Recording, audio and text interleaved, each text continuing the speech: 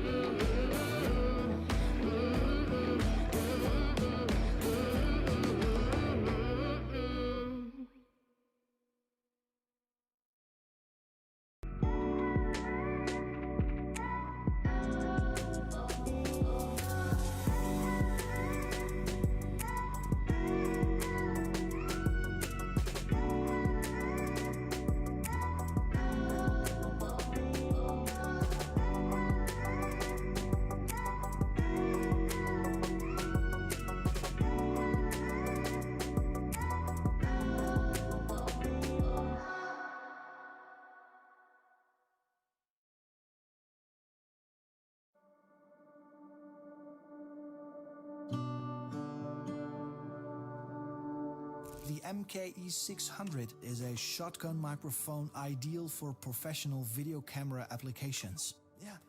Maximal rejection of ambient side noises thanks to pronounced directivity.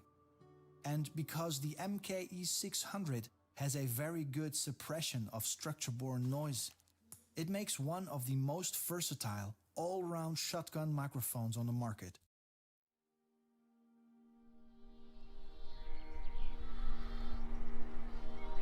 The new Super 35 sensor that Canon have introduced with the C300 Mark III is quite a big step up from other S35 sensors that they have created before.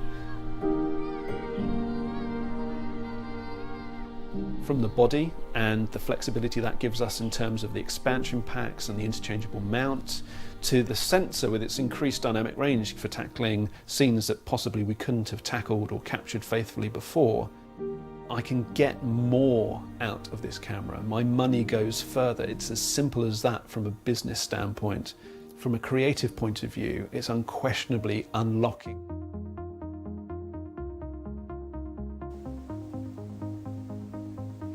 Hello and welcome to Pro AV Live. Thank you very much for joining us. For this one, we are taking a little look at the C70. Now, we already did a stream on the C70 straight away after launch with Mehdia and with Ollie as well, and that was a great stream. So if you haven't seen that one, definitely go back and watch that one. But because with that one, it was such an exciting camera launch, we wanted to get straight to the chance for you all to answer questions. What we didn't do was the normal sort of product overview, the PowerPoint presentation. Let's go through each of the features. Let's actually talk through each of the features in detail. We didn't do that. So we thought we would schedule this one so that we had a chance to do some of that. I'm still very happy for this to be completely led by your questions, but we do have a set of PowerPoint slides and I do have the camera in front of me right here, as well as a fancy top-down shot, which Dan, if you want to cut to show them what the top-down shot looks like. There we go. I've got a fancy top-down shot so that you can see anything we want to see on the actual camera. Like there's the vertical grip, for example, and the buttons on the side. And I've also got a C300 here as well, and a bunch of lenses and all the rest of it. So lots of chance to physically point out things on the camera, as well as look at actual details on the PowerPoint presentation. But luckily for me, I'm not the one that's actually going to be going through all of those things. I can pass that over to the lovely Mehdia from Canon. Hello, Mehdia. How are you doing? Well, thank you. Good afternoon, everyone, and thank you for joining us. Hopefully, as Carl said, we have a few slides that I'm going to go through. But even while going through the slides, please feel free to ask any questions, and then we'll be able to answer them either during the slide or the presentation, or afterwards. So yeah, and then obviously, I don't have the camera with me today. Carl has the one that I had. I've stolen it.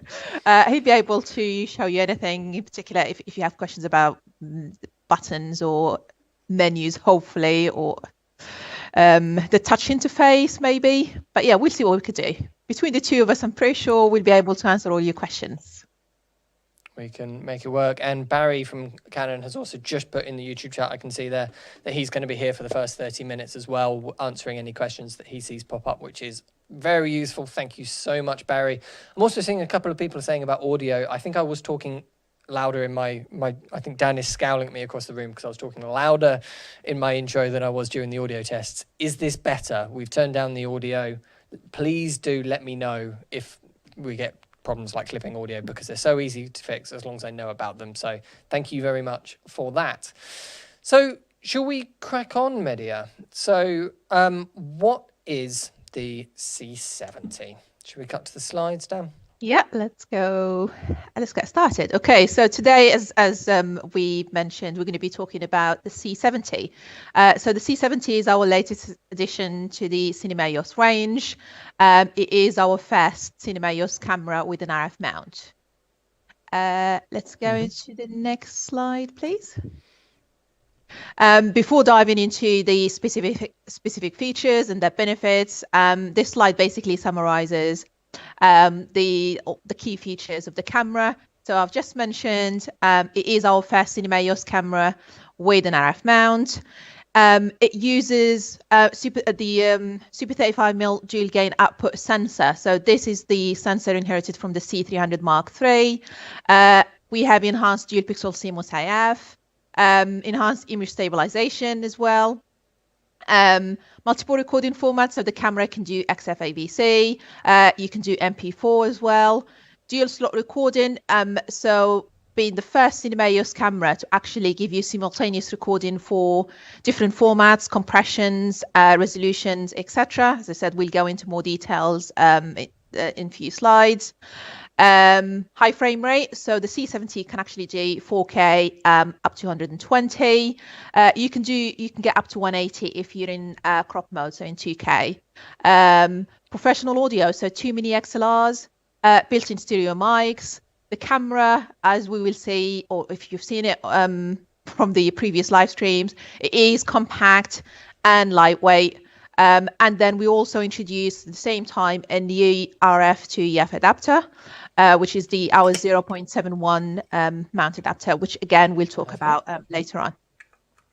Okay, so indeed, talking about the. So this is sort of the entire concept of the camera, isn't it? This sort of weird mix of these two lineups for you.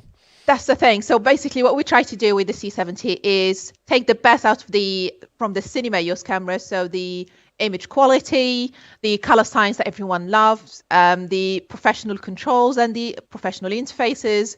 We combine that with the compactness, lightweight, and of the EOS R system cameras. So it's bridging that gap between those, probably looking at dishless SLRs or mirrorless and Cinema EOS. This is the one that sits in between, hopefully making everyone happy, everyone upgrading from mirrorless or digital SLRs. This will be an easier camera to pick up because of the size. It does sit between. If we cut to the top down to show the sort of physical size of it, it is fairly similar in terms of, particularly if I take off this top handle. Oh yeah, the handle, yeah. It does look very much like a sort of traditional stills body when looked at from the front, but with maybe just a slightly chunkier handle there. Slightly deeper. It's So in really the when you hand, start getting back here. yeah. So when you're holding it, it does feel like you're holding like a DSLR or a mirrorless camera. Really, it is deeper, as we will see in a couple of slides. So it is obviously, It is definitely deeper. yeah. But as I said, in terms of the handling, especially with that integrated grip, it does actually feel nice in the hand, and it is definitely something that you can use handheld without a problem. Oh, absolutely. And it's very much designed to be cradled like this sort of handheld, rather than on a shoulder or anything like that. We get a lot of questions about whether or not you can use a viewfinder with it and stuff like that. And of course, you can. There's third-party ones. You guys don't make one, though, do you? No, I mean, it just I strikes think to me because like of a the camera that's been screen. designed around using it like this. Yeah, so I think with the screen and all the options you have, especially with the new touch interface that we will cover later on, you're more likely to actually have the screen right in front of you, changing everything and using the camera. So you're less likely to actually need a viewfinder. But as you said, there will be, or there are third-party options that you can use. We don't have one that you can use with this camera, so it would be a third-party option. Cool, we are getting a great amount of let's whiz through the rest of these slides because we are getting a huge amount of questions coming in, which is fantastic. Well, there probably a lot of them will be answered in the slides. So, Hopefully. So let's talk about the mount. Okay, so as I said, it is using the RF mount. There are huge benefits to the RF mount. One is obviously making the camera smaller because of that very small, the flange distance. So that small distance between the sensor and the mount, that means the body can actually be small. The C70 is the smallest cinema EOS camera we have in the range. The 12-pin communication, so you have that two-way communication between camera and lens, taking advantage of the amazing quality from the RF lenses. And then it obviously enhancing and what sort of differences does that improved communication make? So that helps with the autofocus. So you will see that the AF is even, I mean, the autofocus in our C300 with the EF lenses is great, but that there is with the RF lenses, you do see a slight difference. So you do see an improvement. You will also see an improvement with image stabilization. So even though the camera uses the same 5-axis electronic IS, you will see an improvement when using the camera with RF lenses in comparison to using it with EF lenses. So that's basically all the benefits of the lens communication. You also have the, as I said, got a range of RF lenses that you can use, but you do have the option to take advantage of the extensive range of EF lenses that we have, using either our existing adapters or using the new RF to EF adapter, which actually has other benefits. So it's obviously depending, to what you hold in there, which is amazing. I mean, the fact that you can actually get full frame view on a Super 35 is great. So it's absolutely lovely. I mean, I know there's a slide coming up on this, but it's certainly not. It's not a new concept. Metabone's been doing it for ages with the speed boosters. People will be very, very familiar with this. In fact, it's actually a very similar. I think is it 0.71 times focal reducer. So it's very similar in terms of the amount it reduces, as well as a speed booster, the 0.74 times one. But the difficulty with using Metabone's ones has always been the third-party communication. The autofocus suffers hugely.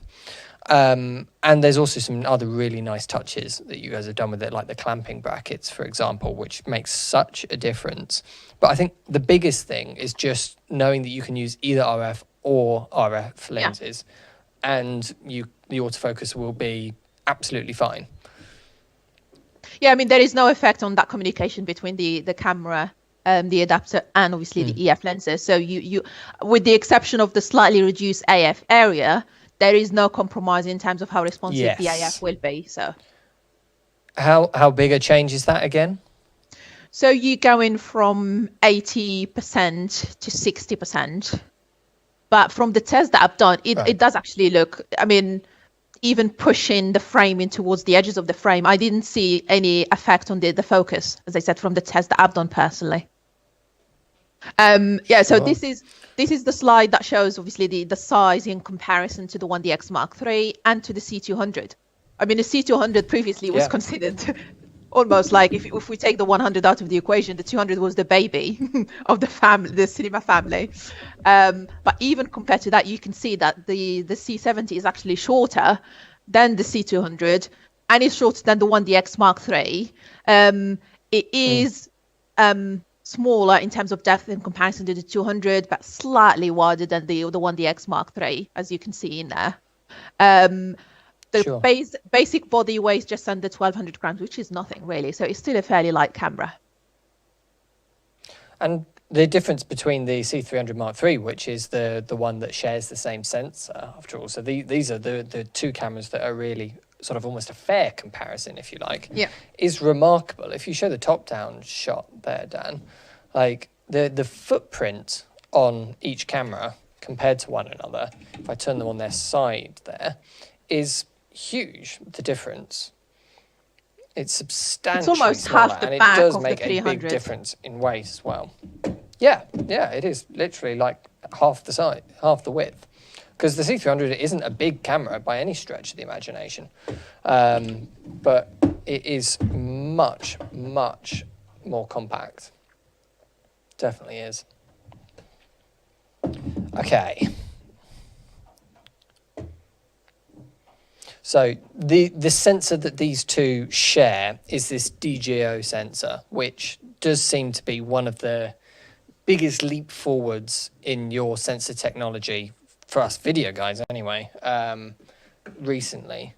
Yeah, I mean, so we announced, well, this basically, the dual gain output sensor was introduced with the C300 Mark III, increasing that dynamic range, so getting it in excess of 16 stops, and then improving low light performance. And the feedback has been great from those using the C300 Mark III. Everyone have actually seen the difference.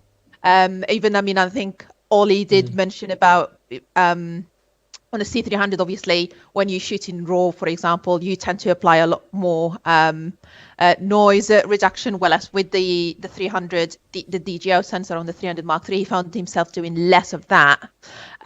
With the C70, obviously, even though we don't have RAW, but you will obviously see the improvement in low light performance if you were to put it against like the 200, for example.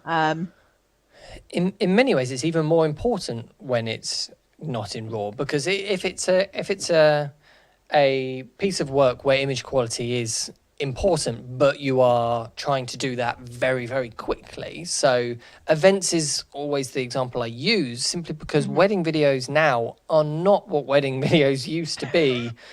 Well, definitely 10 years ago, but even, to be honest, 5 years ago, the difference is remarkable. Some of the work that people are out there producing in that sort of field is stunningly beautiful, and yet they have to do it so quickly. And a DJO sensor like this will just keep the noise levels down and expand that dynamic range.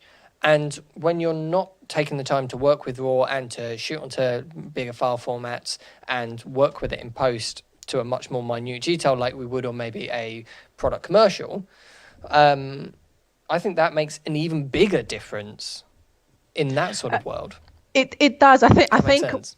Yeah, it does. At least it did to me. I think loads of people are probably looking at the spec of the C70 and then putting the C200 next to it, ignoring the fact that obviously we have the dual gain output sensor on the 300 on the C70, and saying you've got raw internal raw recording on a C200, you don't have it on a C70. I think once you put the sensor and the benefits of that sensor against the sensor of the C200, even with obviously the raw option, there is a lot more that you can actually get from the C70. No, absolutely. Right, so let's talk about some of these record options then, because this is where it really starts to differentiate itself from what we've seen before from Canon. Yeah, there are so many options. Yes, this is going to be a crowded slide for people. There were actually other slides, but I reduced it down to one slide. So as you can see from this particular slide, you have XFAVC, and with XFAVC, you have all-eye and long-op. 422 10-bit. So with the XFAVC, with the exception of the proxy, it's 422 10-bit, whether you shoot in all-eye or long-op. So you can see again with 4K UHD or DCI, you're getting 410 megabits per second, which is obviously quite a lot of data the way it's going into the SD card. You have a 2K or Full HD proxy that you could record, XFAVC again 4208-bit.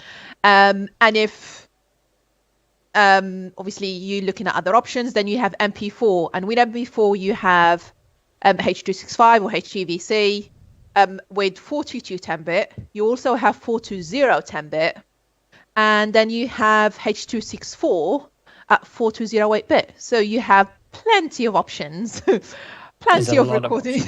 Yeah, loads of options that you can choose from. It's just now, the need of the filming or the production that you use in the camera in. I did see some questions. Here we go. So Small Biz Digital Media asks if we need 2020 or forthcoming silicon iMacs to edit the higher frame rate compressed codecs. Now, I think what you're referring to there is the HEVC codec, so the H.265 ones. And in this camera, there are both 420 and 422 options for that, which is really nice to see. As to whether you need a decent computer to actually work with that. You do need a decent computer, but to be honest, you need a decent computer to work with the long op as well.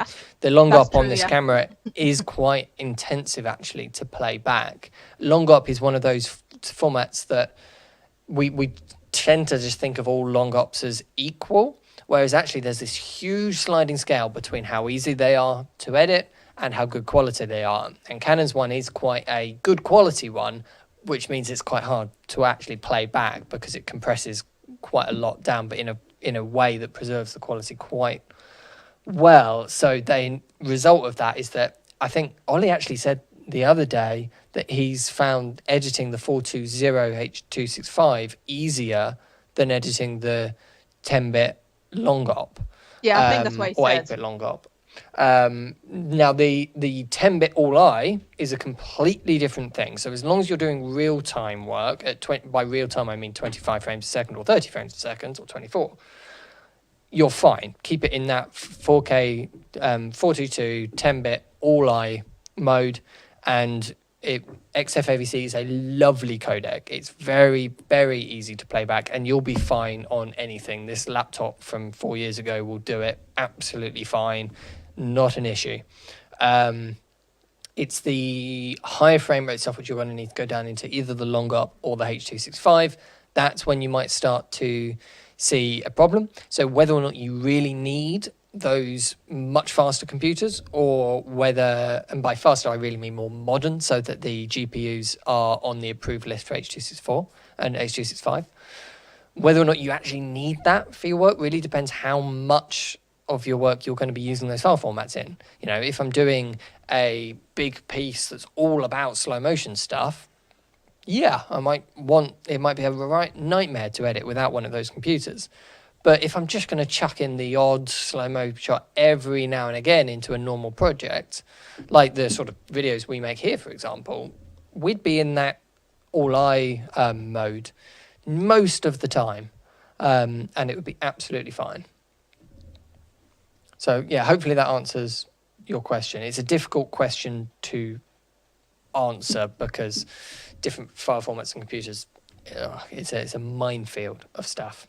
And even with computers, whether you're using a Mac or using PC, that obviously will have an effect as well on how old is the computer. And so there are a number of elements that can actually come into it. But yeah, if you want to edit the fastest on this camera, and you can't use that all-eye mode, I would have a little look at the H.265 420 options, because although it's H.265, which is hard to play back, the most graphics cards actually support that 420 better than they do 422. And so the trade-off in that little bit worse color sampling, it's still 10-bit, but a little bit worse color sampling for much quicker editing is probably worth it. I think the computers can actually deal with it better since it was first introduced a few years back. So it is getting easier now to work with HEVC, yeah. Yes, it is. And that is the sorts of formats you're going to be wanting to use, not needing to use. You can use long op, but wanting to use, I imagine, if you're shooting 4K 120p, which is fantastic that this camera can do it. I think back to the C100 days. Having 4K 120. The C100 Mark II is still a great camera if someone doesn't need 4K. But yeah, I mean, the fact that you can actually get 4K 120 in this camera is amazing. And for the first time with audio as well. So you do have the, you can do 4K 120 with audio option. I mean, you have the option without the audio, but you do have the option with audio. So it's recorded in a separate file, which is great. So that's another added benefit to the high frame rate on this camera. Often overlook. I think really people don't talk about that enough. In my opinion, every single camera that records high frame rate stuff should do that. It's fantastic, and surprisingly few do it. So definite brownie points there for including that. Yeah, for us, as I said, it is our first camera to include that. So the camera takes 2 SD card slots, again, where the camera sits in the range. And then one of the reasons, obviously, why basically the camera doesn't have RAW, because you're looking at the more accessible and affordable media, hence SD cards. So the camera takes 2 SD cards. And on the top of the standard dual slot recording, which probably those using Cinema EOS cameras are familiar with, relay recording again, which the camera has. You have simultaneous recording where you can actually mix different formats. So you can do XF, AVC, and MP4 at the same time. You can do 4K and 2K at the same time. You can even do, as the middle one shows, you can do UHD 5994 progressive, as well as full HD 5994 interlaced. You can do the proxy recording. As I said, the proxy is in XFAVC, 2K or full HD 4208-bit, and different compressions. So you can do all-eye and long op. So it does actually add more flexibility and gives you probably better options depending on how you shoot, and if you need different resolutions or different compressions one for editing, one for another use. So you do have that option. Yep. And the card slots are in the front of the camera, like here, for anyone wondering on this body, because I've spoken to a lot of customers who, it's not in focus, there we go. So that's on the side grip there. I've spoken to a lot of customers who are looking at this side of the camera and thinking, well, where on earth are the card slots hidden? Are they at the back here somewhere? They're in the hand grip back here, like that. Next to the timecode port that's also here on the front, which is down there. So that's not a video SDI signal, that's just timecode. And that little screw thread there, which is for vertically mounting, which is quite nice. Okay, so image stabilization. Yeah, so this is an electronic IS. So this is different to the IBIS that we introduced with the R5 and the R6. So this works in the same way as the electronic IS that we introduced with the C500 Mark II, and we have with the C300 Mark III, and now with the C70. The benefit with the C70, as I mentioned earlier, with that two-way communication between the RF lenses and the body, you will see an improvement between the IS performance when using the adapter and an EF lens in comparison to the IS performance using an RF lens, which means you're more likely to actually use the camera handheld and actually do more shooting with it. So again, that will give even more flexibility to those shooting handheld. This is quite a good opportunity with this many people watching this. Let me know in the chat there whether you would prefer this form of sort of a fixed sensor with a digital IS option, which you can turn on, or an always-on image stabilized sensor like in the R5. Now, because that is a constant point of discussion which I've seen on this camera, where the sort of, because it's a mix of this line and this line, obviously Canon, you've taken that image stabilization from the larger video cameras and put it into this, because that's what traditionally you would always use for video, and that's what I think there are still a lot of people out there who really want that for video. But then there's a massive school of people who are very used to working with mirrorless cameras, who then, when moving up to these ones, miss that image stabilized sensor and the IBIS. And it's really difficult. I at first I was very much of the school of thought of I would love to see IBIS in this, because using it handheld like that, it would be brilliant. But then thought it does change the motion, and because this is such a good camera in terms of things like rolling shutter and stuff like that, you do actually miss some of that tactileness that you're used to seeing from high-end video cameras, which you actually want to hide on small little mirrorless cameras, because the rolling shutter's always been bad and they just end up looking odd and shaky. So I'm curious to see what people are saying. Right, so let's have a little look. IBIS without a shadow of a doubt, Tom says. The R6 is outstanding handheld. Yep, the IBIS in the R5 and the R6 is very, very good. Bart also would like an always on. Chris says IBIS.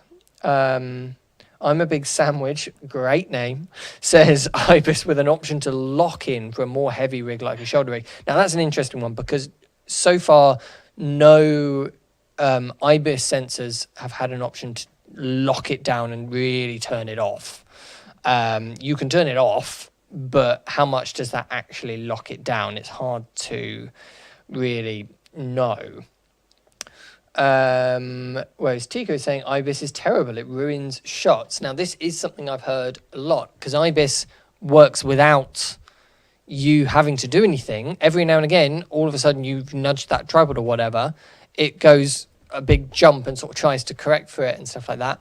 And also your framing can sort of sometimes shift between when the camera starts rolling and when it's not, and things like that, which people don't like. So I've heard a lot of negativity about IBIS, they're very pleased that it's not in this. So I'm curious to see where the balance I think is, with if that makes sense. the electronic IS on the C70, it is actually worth testing it. Once you test it, you will it's see, brilliant. as I said, testing it with especially RF lenses, it does actually make a massive difference. I mean, one of the DOPs that we used for the launch, he did actually say that he was concerned that at some point people will think that he's not actually using it handheld, he's using it on a gimbal, because it was that sturdy. So, and as I said, the IS already on most of our RF lenses is great. So combining it with the electronic IS in the body gives you that added benefit. There is, as I said, that very small quite a few crop, people are... but it doesn't make a difference. Yes. So Lawrence is saying he doesn't want IBIS in a system like this. If he can get it in his lenses with a shoulder rig, that's perfectly fine. And on a tripod, you actively don't want it. Jimmy's saying as long as the digital stabilization isn't affecting the quality of the image besides cropping in a bit, then he likes it with that digital IS. Andrew says no IBIS needed. UP Lee says use a gimbal. Gene Mark says please include an electronic level. That would be an interesting one. So rather than IBIS having some sort of way of telling whether your horizons or level, or some sort of more complex software for GPS in this, so the GPS tracks it, which I know like Sony are doing that every now and again. That would be very good. No IBIS. There's a lot. See, I think electronic IS is winning. Thought where IBIS would be lovely in this, but it does actually look like electronic IS is winning. Maybe I think it my wins. Gut instincts are wrong there.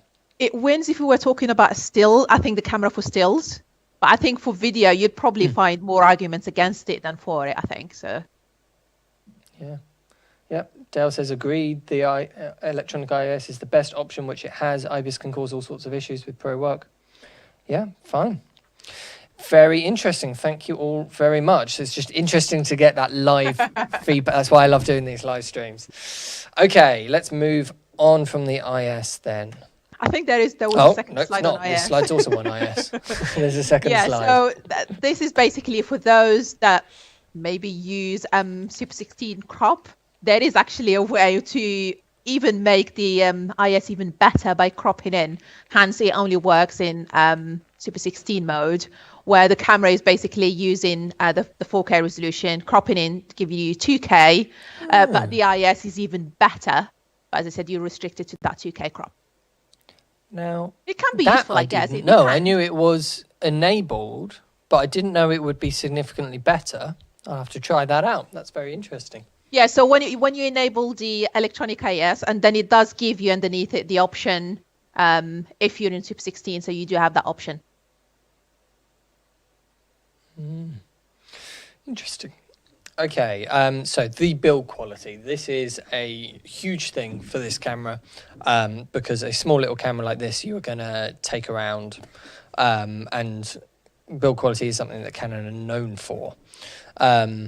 Where would you place this? Because this isn't 1DX levels of build quality and weather sealing. No, clearly because of the fan on the side. That's the thing. I mean, it's quite hard with video products to give them the same weather sealing as the like 1DX Mark III or 5G4, for example, or even the R5, because that limits obviously what you can do in terms of the ventilation, in terms of the heat control. So it is, I mean, our Cinema EOS cameras compared to other video cameras, they're known for their great build quality. They're not obviously as obviously was weather sealed and as solid as like with the 1DX Mark III in terms of the sealing, but they are the best possible. They have the best possible build without limiting the camera. As I said, this is one of the reasons. So the fact that you can obviously with this record continuously, so there is no recording limit, and that's because the camera is fitted with ventilation system, so the air goes in from one side and then comes out from two sides on the grip side, and that's one of the benefits when you're talking about a proper video camera and then a stills camera that shoots video. So that's one of the advantages of this. So yes, it's small, but not as small as the SLR, so we were able to actually fit, as I said, a ventilation system to and basically allow the camera to record for longer, regardless of what resolution or frame rate you're shooting at. So the air goes in the side here, where that air intake is. So it sucks in that way along the side of the camera, so your wrist doesn't get hot. And then look, is that the only from the grip side down there? There is one on the top as well, of the grip side on the top. One on the top as well. Can't see that one. That's well hidden. It's where it's okay, closer to where the wrist, the strap is on the top. No, right at the top, but to the. Oh, yes, inside the strap. I see. It's not blocked or anything, right, but it's just on the top side, where the top of that grips, it goes out there. So, yeah, that's a nice placement for it, because with your hand in, it's going to miss your hand. It's going to blow out the bottom and out the top up there, which is quite a nice placement for it. Cool. So whether you're holding it or it's on a tripod, you're not blocking the air intake or the outlet. So. Okay, and the other big advantage of having the larger body is that you've managed to get the same ND filter system in there, which is a huge upgrade over using mirrorless cameras like the R5 and the R6. It is just so... I mean, we were out filming this morning with... it was actually the Blackmagic Ursa, and having the ND filters is so useful. But then Dan was using a stills camera and wanted to get a few mirrorless shots, and then he had to get the ND files out and start screwing them on. It just wastes time, and is so easy to forget and leave them at home and all the rest of it. Having both the small size and the ND filters built in, it's just going to make such a difference to people. It really, really is. It is something that everyone loves about our Cinema EOS cameras. And then the ease of changing it as well. Obviously, it had to be redesigned because it had to be fitted in a much smaller space, but it still gives you that flexibility. You get 2, 4, and 6, and then you can expand it and you get up to 10 stops, which is great. With the new touch interface, you can actually change that on the screen as well. And you can use the buttons for other things if you want to. So you do have, as I said, that's another option on how to use them. Yeah.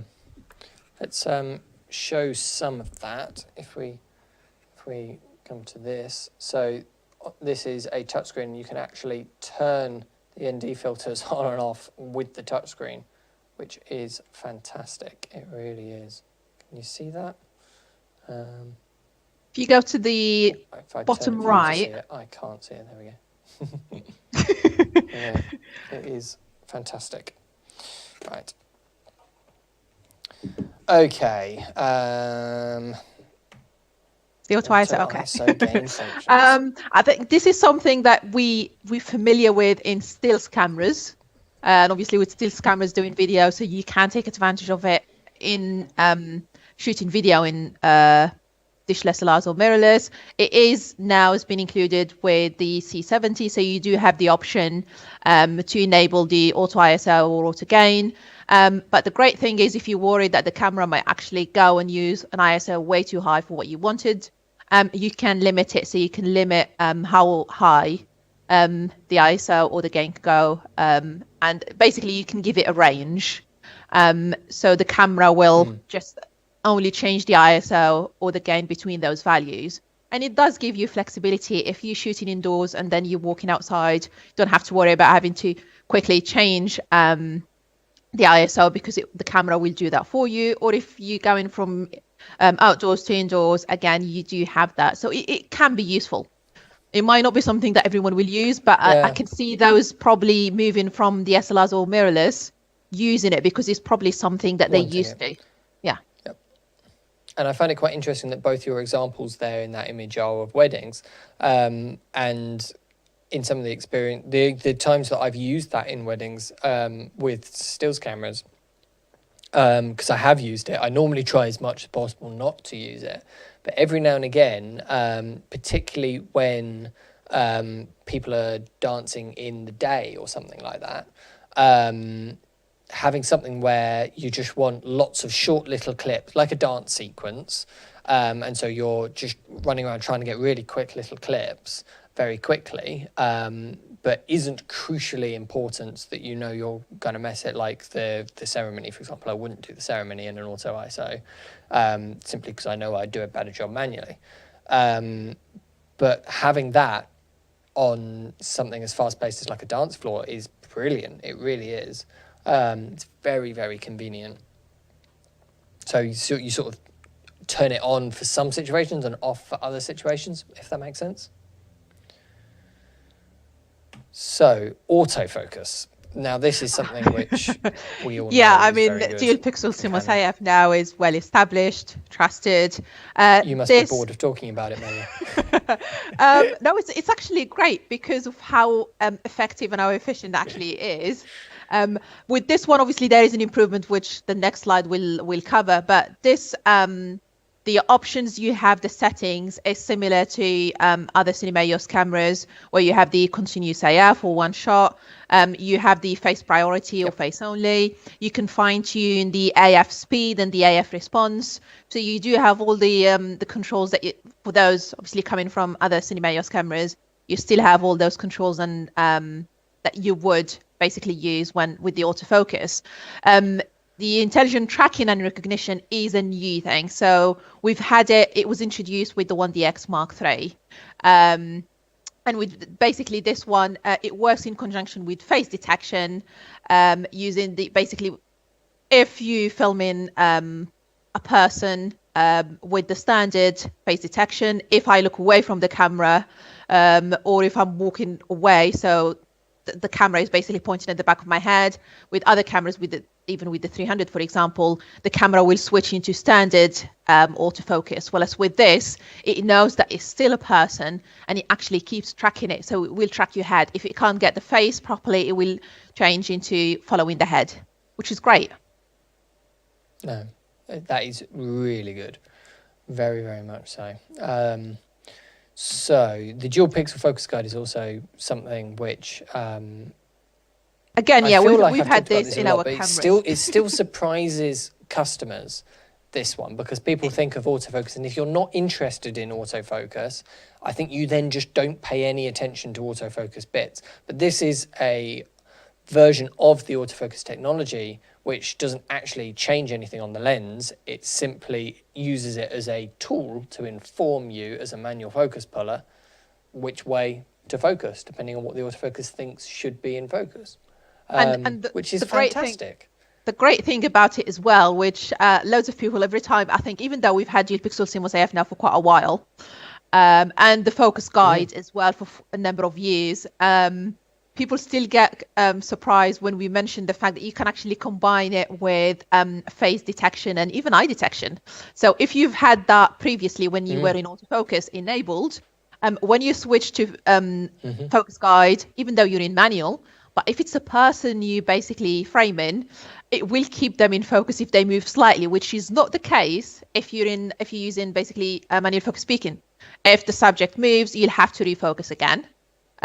With the focus guide, it will basically, because of the dual pixel CMOS AF information, it still recognizes that it is a face, so it will basically keep the face in focus and even track that movement with the eye as well, which is great.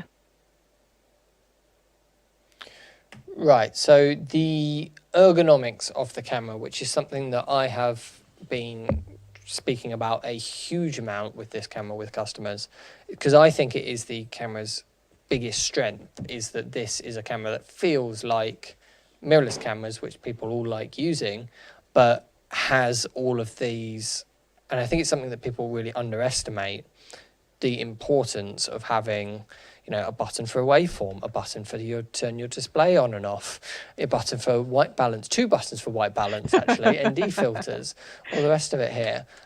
You've got physical control buttons and ones down here on the front. Like, no mirrorless cameras, whether that's the R5 and the R6 or the A7S or any GH5, you know, any of these, has this style of video orientated cameras. Even the products which are very clearly video first cameras just happen to be in a stills body, if you like the GH5 or the A7S Mark III. They still have the stills layout of ergonomics and buttons, whereas this is very much like using a one of your other cinema cameras. Yeah, so the button layout has been retained, and then you have 13 buttons on that camera, plus the dials as well. So you have 3 dials that you can use. So for those that maybe they're not going to get on with they might not get on with the new touch interface, between the 13 customizable buttons and the 3 dials, you can basically change most basically features and settings without the need to go through the menu. You also have, if you're using RF lenses, you have the control ring as well, which you can customize to change settings. So again, flexibility in terms of adjusting the set. Yeah. Which again, for video, it can be declicked because it does, obviously, when you change it does make a slight clicking noise, which for video, the mic will pick it up. Yeah. So you can declick it if you need to. So as I said, plenty of options and different ways to customize the camera. I think it works for those who are used to cinema cameras. They have the button layout that they're used to. And then those coming from DSLRs or mirrorless, they have the touch interface. So everyone will be happy changing the settings and using the camera. Yeah, so this is the new user interface for the touch control. So you can enable it, which is bottom left. I mean, I don't know how it's actually showing because that's how I'm seeing it. And then you can change your shutter speed, the iris, gain or ISO, and then you can dive in bottom right and enable basically like peaking, waveform, false color, and that's where you go to change even the ND filters, as I said. And then on the top left, that's the option where you can go into to change like resolutions. You can change frame rates, sensor mode, so going from Super 35 to Super 16 without the need of going through the menu. So again, that's probably the quickest way of changing any of those. It really is, because so this is normal mode, so you're touching to focus and all the rest of it. Just by doing that, I can go in and change whatever. It's so much easier than diving into the menus and then finding the right page in the menus and all the rest of it. It's much, much quicker. And even recording, you can actually start and stop recording from the touch screen as well. So you do have that option. Oh, can you? How do you do that? I think that's something that you need to enable through the menu. Because I know you can do it with the, I mean, it is definitely an option with the vertical shooting. But you can, even with recording, you can have a touch option. So you touch the screen to start recording and then tap on, it will be a record button, but on the screen. And then you press on that button again to stop the recording. Obviously, you do have the red recording button on the front, as you can see it. And then there is a button number 4 on the side that you can, it does have a red circle around it that you can customize and use as a recording button as well if you want to. Because with our other CineMaos cameras, you do have kind of 2. So this one, to follow the same thing, you can actually do that. Yep, makes sense. Very nice. That's quite nice to use that side one on a tripod. I quite like that as well, normally, because this one's a great place for when you're holding it. But if it's on a sort of tripod next to you, having to reach around and do that, just being able to plonk that one on the side is lovely. Okay, vertical shooting. Now, this is a controversial topic among some of our customers, it seems. Some people hate the idea of vertical shooting. The more tools, the better. You know, surely in my opinion, you know, customers are going to be asking for vertical video because platforms support vertical video. And so when they do, as easy as that can be for us operators, the better. Because it's quite difficult for operators currently. You need an L bracket, you then have to turn your head to the side to operate in the menus. That is the thing. I think I remember once we were actually in your showroom and doing a C500 event. And I had a couple of people asking me about vertical shooting option, and that was in a C500. Really? Yes. Yeah. So with obviously the increase of content creators showing that those videos on like different social media platforms, there is and mobile phones, there is the increased need of having the option to shoot vertically. With this, basically all you're doing is the on-screen display. It rotates, so if you're using it vertically, you don't have, as you said, to have your head down on the side trying to read different menu options. So you can basically switch it so it does apply it vertically. Plus, as you showed actually earlier, the tripod mount on the side, so on the grip side, to fit it on a tripod, or as it shows as well slightly on that picture. So they basically did think about different aspects of using it, which is great. Absolutely. And this is going to be something that is used, like you say, customers even up at the C500 level are asking for this. I mean, we work with quite a few big fashion brands, for example, who do the social media feeds for their fashion brand. And so therefore they need very high quality, very pretty vertical video because they're showing off a dress on social media. And, you know, we've got customers, those that are using C500s, Arris, you know, all sorts of stuff.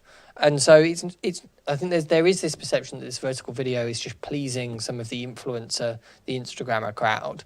Whereas, no, there are actually some really, really serious clients that need vertical video over traditional horizontal video. It's a big deal. And it is an option there, so you don't have to use it if you don't need it. But when you need to use it, there's also that. You can completely ignore it. Because unless you enable it through the menu, it's not going to just... basically, you won't use it, you won't see it. But if you feel the need of using it, then you just go through the menu to enable it. As easy as that. So let's talk about this mount adapter then. Just moving my lenses around so that I can put it on the camera. Okay, so with, as I said, the existing RF to EF mounts can be used on this camera with EF or EFS lenses, but the benefit of the new mount adapter, the 0.71 times adapter, is the fact it actually retains that full frame of field of view. So if you're using a 16mm lens on the C70, keeping in mind that the C70 is a Super 35, so it does maintain that full frame view on a Super 35mm sensor, so there is no magnification like you used to, which is great. I mean, I tested it with a 1635 and it just looks great. Those probably upgrading from or moving from mirrorless cameras or DSLRs, probably used to shooting video of full frame cameras. This is one way around it, if you want to get that look. Plus, obviously, you gain a stop of flight, so your 2.8 lens becomes an f2, and f4 is a 2.8. That's another added benefit. So I've just put it on this camera here. So there's the lens mount adapter in between. So this is the 24-70 Mark II f2.8 from Canon, obviously. And it's an EF mount lens, using this to go on there. And now on the back of my screen, it's actually telling me that at 24, I'm at 17 millimeters, and I'm at f2 rather than f2.8. So it's actually updating in real time the specs of the lens, if you like. And so this becomes a 17 to 50 millimeters according to the camera, this 24-70 lens. f2 throughout, which is quite nice. And my full autofocus still works. Yeah, as I said, so full communication is maintained with the adapter. The adapter is designed to work on the C70 only. It does physically, because we've had people asking about using it on the R5 or the R6 or EOS R or the RP. It does physically fit, but obviously because it's designed to work with the Super 35 sensor, which is smaller, if you're using it, if you put it on an R5, you will see basically the circle of the lens of the adapter. You will have to go into 1.6 crop mode on those cameras to get rid of that, but then you're losing that benefit of the wide angle lens that you're using. Yes. So as I said, it is designed at the moment to just work with the C70. The other adapters, if you have an EOS R system camera and then you want to use a C70 as well, then the common kind of adapter to use is the standard one that we have that would work on both. And obviously it will take effect on the Super 35mm sensor. So your 16mm becomes a 24mm, etc. You can even use the new extenders on the C70 as well. So the 1.4 and the 2 times extenders that we introduced with the R5 and the R6 will work on the C70 if you need to, with long lenses as well. So Jerris is asking, does that speed booster make the image softer? No, if anything, it would actually make it sharper. Focal expanders normally make things softer and darker. Focal reducers make things brighter and sharper. Yeah, as I said, it doesn't affect the image quality. As I said, just the benefit. I mean, I think for me, until I tested it, I thought, yes, I kind of get the idea in terms of what it does. But when you test it and you see that full frame on a camera that you know is Super 35, is amazing.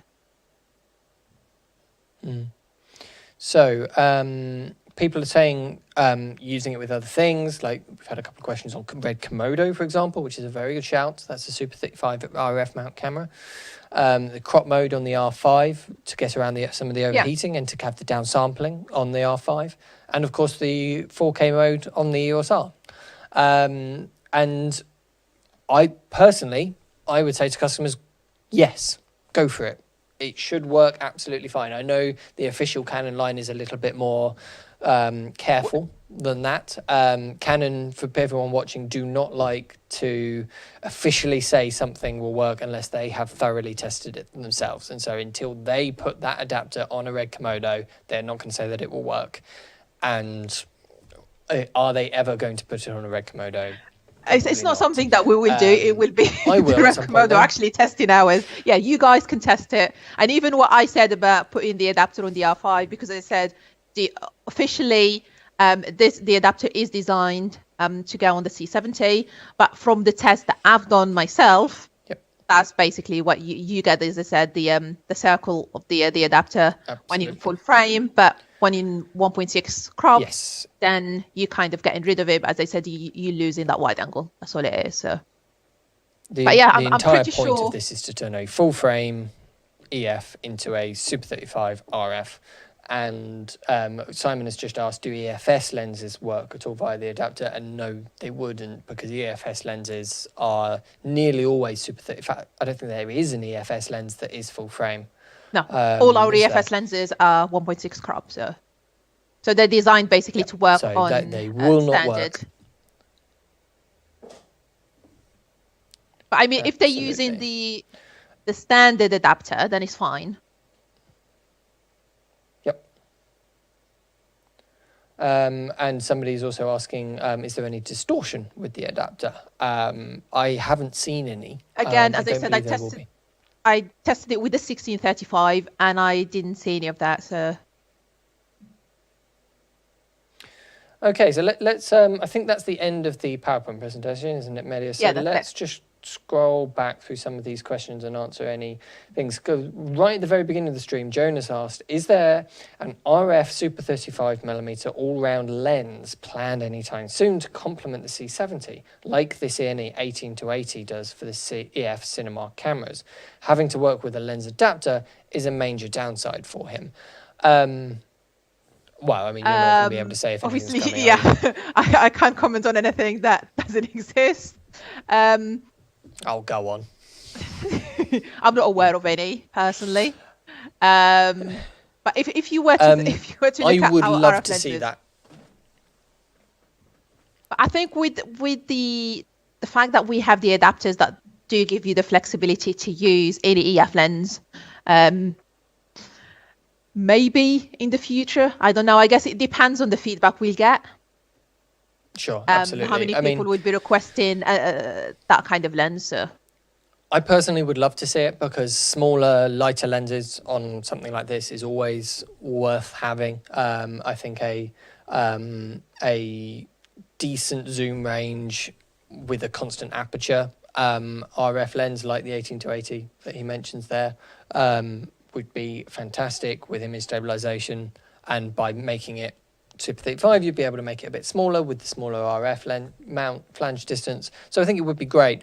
I want to touch a little bit on his point. Having to work with a lens adapter is a major downside for him. I would just hesitate to guess that you haven't actually tried it. Simply, the reason I say that is because not all lens adapters are created equal by any stretch of the imagination. And Canon's ones are by far some of the best ones that I've used. They do very much feel like part of the camera. There really isn't that many disadvantages to using them over using a native mount. The autofocus stays much the same. The build quality is fantastic. They are very sturdy. They don't twist any more than the actual native lens mount would. You know, all the problems that we've seen on some third-party lens adapters don't seem to be here with the official Canon ones, which is very, very important. So I would definitely, if you haven't tried it, give it a try. If you have tried it and you don't like it, fair enough.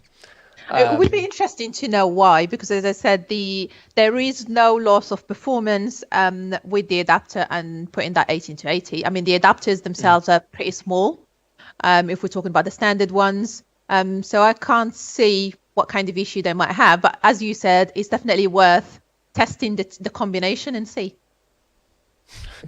Simon's just saying, C70 better be rubbish. I've just bought an A7S Mark III. I think there is an awful lot of that. The cameras that people buy, they then defend really religiously. And every other camera must be bad because I've just bought my one. It is okay for both this camera to be very good and the A7S III to be very good, as well as all the other cameras on the market. They are different cameras. We are very spoiled for choice.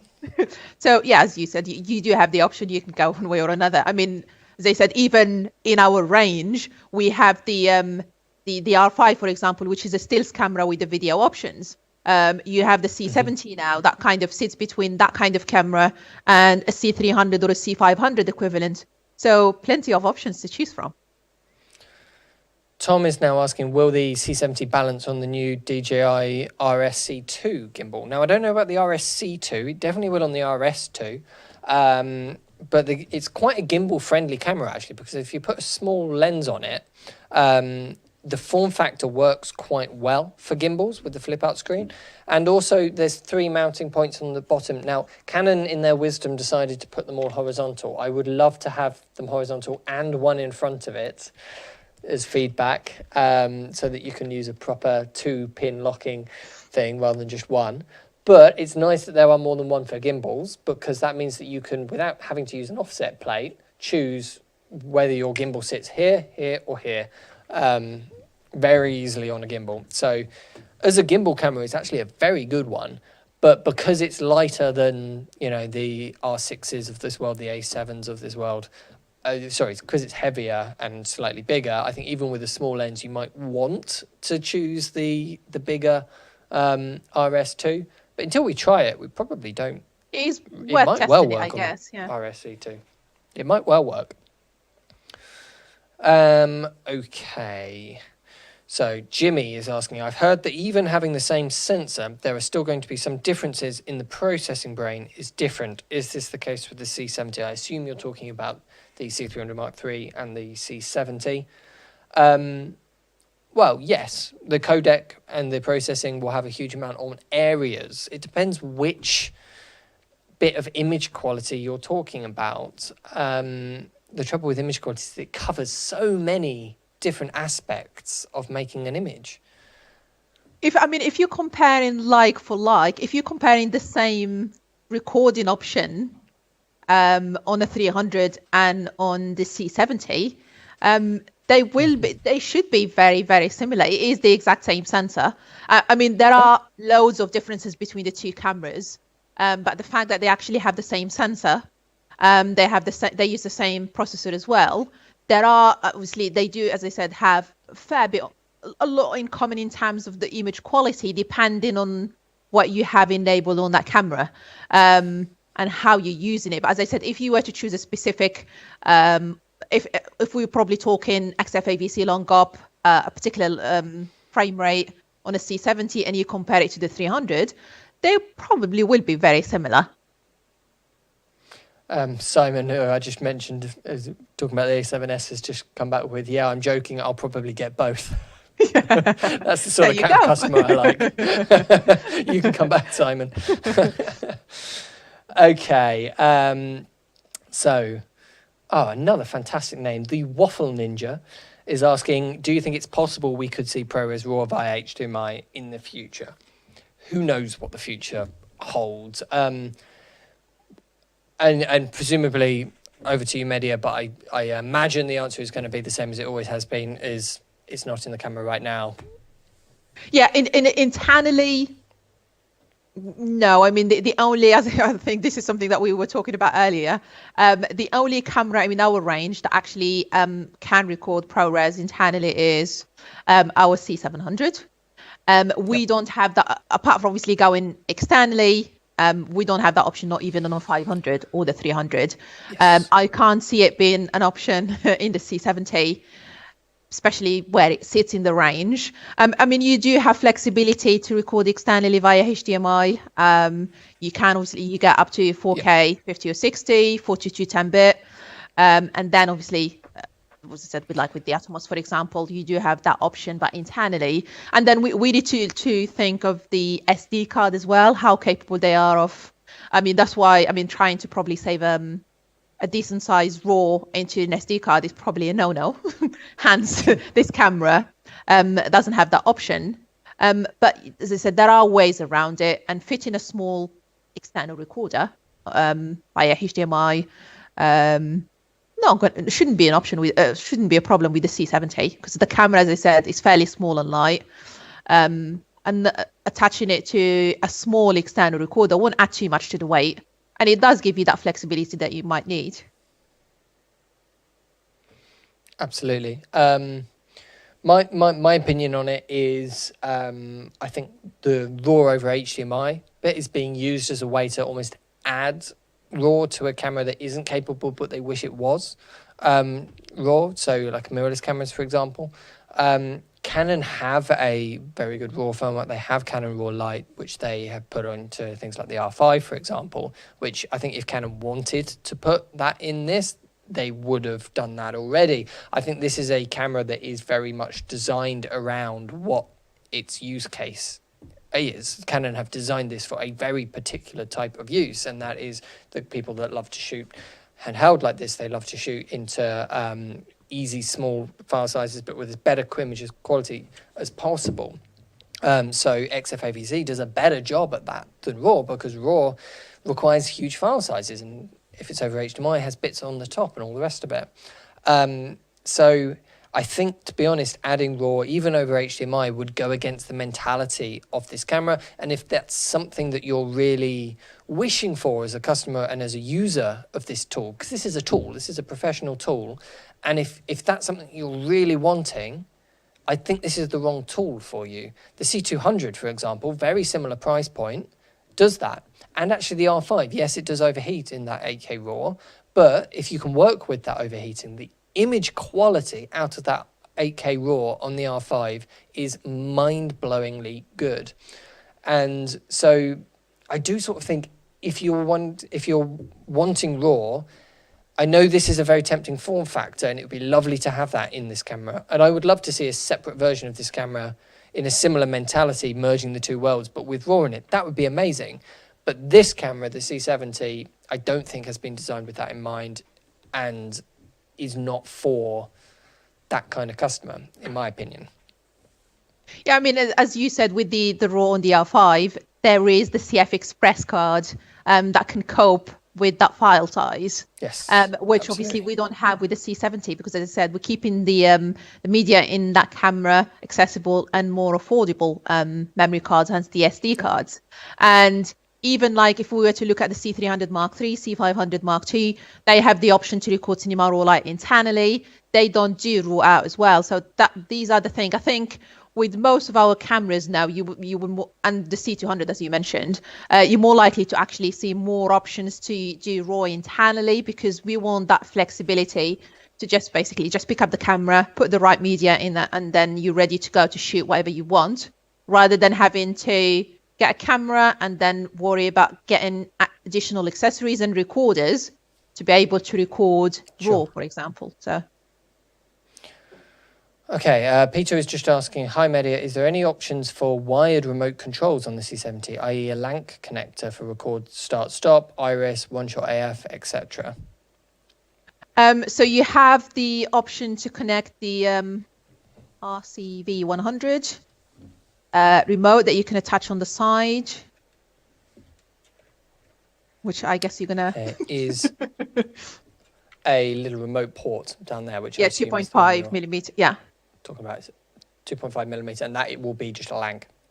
Yeah, so it will take, as I said, our remote, but other third-party options that you can use, or via the USB connection, you can get wireless adapters that obviously will allow you to control the camera via the browser remote that we've done with other Cinema EOS cameras. Great. Lovely stuff. Okay, Ken Paul is asking, what's the most optimized file out of this camera for smooth editing? Please answer. Yep, we spoke about that quite a lot at the beginning of the stream, but it's the 4K all-eye. So as long as you just want to go up to 30 frames a second in 4K, the all-eye mode is absolutely what you're going to want to be in, for smooth editing. That's going to edit the best by far. Right, okay, let me just do a quick skim through, see if there's any other... this is an interesting one. Some people, according to Arabono Studio, some people were complaining that the image quality of the C70 reminded them more of the DSLR cameras and is subpar to the cinema line. What do you think? Now, I fundamentally disagree with that. I think it has far better image quality than... I would put it much closer to the C300 Mark III than... Definitely. I mean, it's interesting whether that was that I guess conclusion they came to after testing the camera. I'm not sure. but as you said, it is comparable more to the C300 than actually a DSLR or mirrorless, even if it's a Canon mirrorless. The DR5, you do get, as I said, that special kind of look that you get. Even, yes, more of our stills cameras do have a lot of the video options. You've got C-Log, but the look on cinema cameras is that special look that everyone in the video world would actually want to get. So yeah, interesting to know how they got to that conclusion. Big log formats. I think one thing I would say to people keep in mind is that a lot of people judge the image quality of a camera based purely on the footage that is released at launch. And as somebody who films some of that footage that's often released at launch, believe me, it is more to do with the camera operator behind the lens nowadays than it is the actual camera. And that is partly why I've leaned away in some of my launch stuff, mostly because it's pre-production cameras most of the time anyway. And I tend to want to tell people what a camera can do rather than be the person to show them what it can do. Because these cameras have all, from every manufacturer, got so good now that the days of being able to see dramatically the difference in terms of image quality, they're getting smaller and smaller and smaller. And so if you have seen footage which look more like a DSLR out there, that might well be just simply down to the way it was made rather than the tool that was used. That certainly the operator, the lighting, the settings used, the post-production workflow, all of that stuff will have more of an impact on the final image quality than the camera. And then so where I would say where for good footage. Sorry, I was going to say where that footage was viewed. If it was some like the videos that we've been sharing online, then I don't think that will do the camera justice, because most of the videos were basically streamed on other platforms, so like on YouTube. Getting an actual file of the camera and then playing it back on whatever setup they have, that's probably the best way of testing the footage and checking color and look. So I think probably that would be the best way of doing it if they really want to compare Absolutely. the C70 footage with other cameras, be it another cinema camera or an R5 or an R6. So. And in terms of places to go for good footage, obviously there's lots of people out there that film incredible footage with Canon cameras, other than just Ollie Kensington. I know we talk about Ollie Kensington a lot and have him on this channel a lot, but he does create some rather pretty stuff, and he has tested the C70 right at launch with the pre-production model and has stuff available to download. We put the link in our last stream. I'll fish back out that link to download his stuff and put it in the comment section of this stream after the fact. So that you can download that. But if you just search him, put Coro Films C70, I'm sure you'll be able to find it. Ollie Kensington or Coro Films is how you can find him online. Give that a Google, and I'm sure you can find that footage, because he shares just the raw footage from the camera as well, the untouched footage, rather than just a completely shot and produced finished film. So I think that will do. There's still loads more questions. I'm really sorry if we haven't got round to answering everyone's questions. There's 170 people watching this live, which is just fantastic, especially considering we're quarter of an hour over now when we said we normally finish. So thank you all so much for watching this and sticking about and for all your questions. And I'm very, very sorry if I have missed any of those. Me and Dan are really trying to keep up with them, but it's very difficult trying to bring everyone's questions into it. So hopefully we got most of them. If not, leave them in the comments down below and I will go through and answer them all there. Thank you so much, Mehdia, for talking us through the C70. It's great to be able to talk about it in a bit more depth.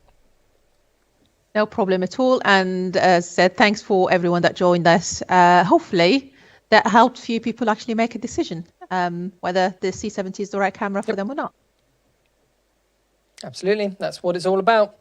Okay, thank you all so much for watching, and I will see you in the next one. Take care.